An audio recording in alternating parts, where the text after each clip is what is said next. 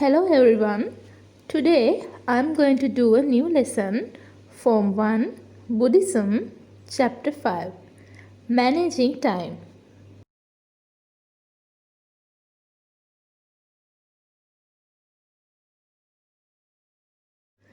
In this lesson, you will be able to learn about element time wasters, plan and prioritize effectively, define goals and make time-wise decisions, capitalize on prime and commuting time, handle emergencies effectively.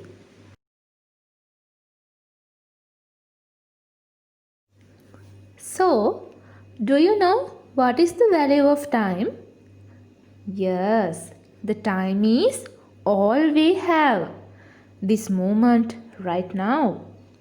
There's only one thing in our lives that we are never able to require once it's gone. So, I am talking about time. Time value is most important in our life. Everyone has to respect and understand the time value because time can give the reaction of evil as well as good.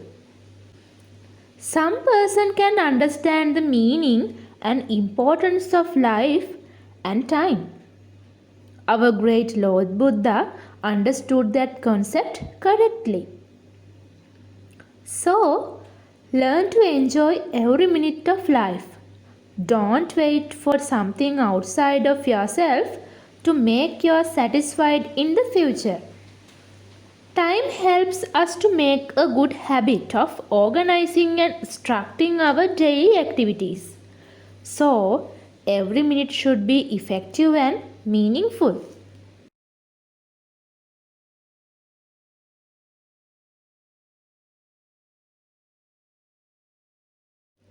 Plan, do and review cycle is a simple framework for designing work activities to ensure maximum fun, effectiveness and learning. When we hope to do something, first we should plan and should involve thinking about the aims, purposes and goals. Then we can activate it correct way. After that, it should be checked to see if it has been done properly.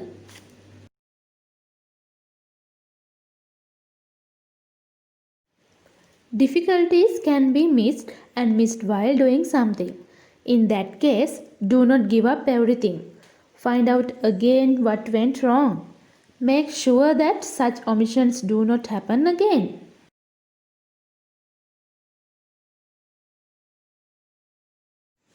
Do not do all work at once. So do the easy things first.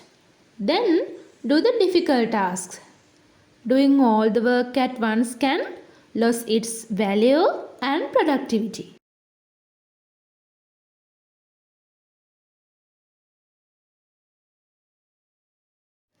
Do you ever feel like you are sleepwalking through life with no real idea of what you want?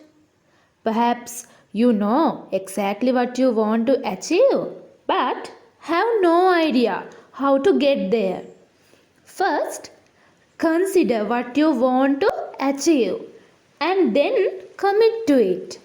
Then motivate you and write them down to make them feel tangible. Then plan the step you must take to realize your goal and cross off each one as you work through them.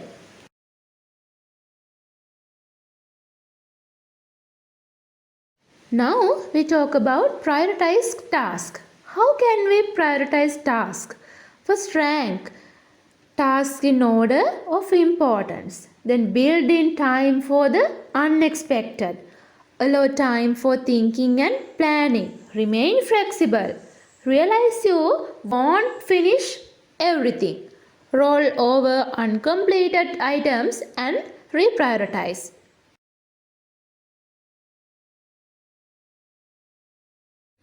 We must gather all the facts and examine the possible side effects. If you have any doubt about your work, discuss it with someone you trust. Then Choose the best option opportunity and correct your wrong decisions before taking action. In your 5th chapter explains this thing. Our Lord Buddha managed his time correct way.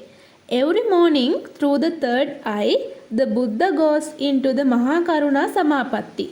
It means he looks at the world with the Buddha's boundless love. Let us study how the Buddha spent the day. It was a very well planned day. The Buddha's day was divided into 5 parts. They are morning session, afternoon session, first watch, middle watch and last watch. In morning session, Buddha wakes up early in the morning, then washes himself and rests for some time. Then the Buddha enters Mahakaruna Samapatti. Next, the Buddha goes to the village with his alms bowl for food. Sometimes the Buddha goes alone and at times with the other bhikkhus. The Buddha also goes to help people who needed help and also teaches the Dhamma and once again return back to the Aramaya. In afternoon session, the Buddha rests for a while after lunch and later the blessed one advises and teaches the bhikkhus who have gathered in the Dhammasala and teaches them the Dhamma. During first watch time, the followers would come again to the Buddha, either listen Dhamma or ask questions to clarify their doubts. During middle watch time, the deities would seize the opportunity to go see the Buddha, learn the truth of life. The Buddha, on answering their questions, would complete the middle watch of the night. In the last watch time, the first hour, he would walk up and down meditating and freezing himself from the discomfort of sitting all day. Then he would sleep for an hour. That's how he continues the daily routine. The Buddha slept only for 1 hour and he was busy the whole day. The Buddha blessed the world with boundless love and brought happiness to all. Thus, the Buddha's day was well managed.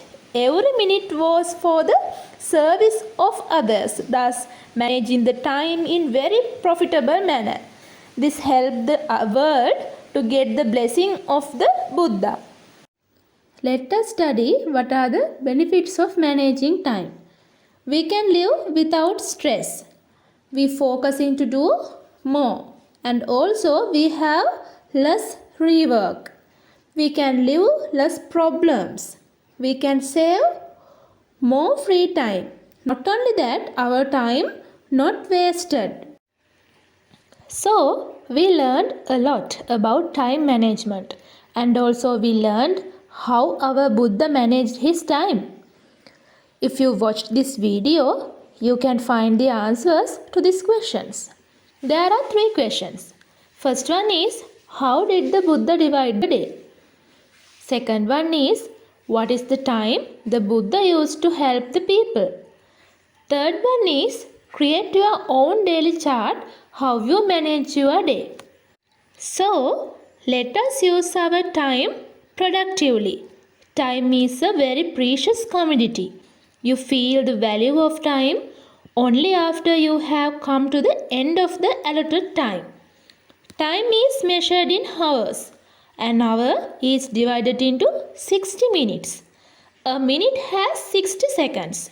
Every second you spend, use it for your development. A sportsman wins or loses a race or game in a second or a part of a second. In Olympics, every second is of great value for the runner to win or lose. Thus, we see time is not only important for sportsmen but to everybody else. Therefore, time has to be managed well for development.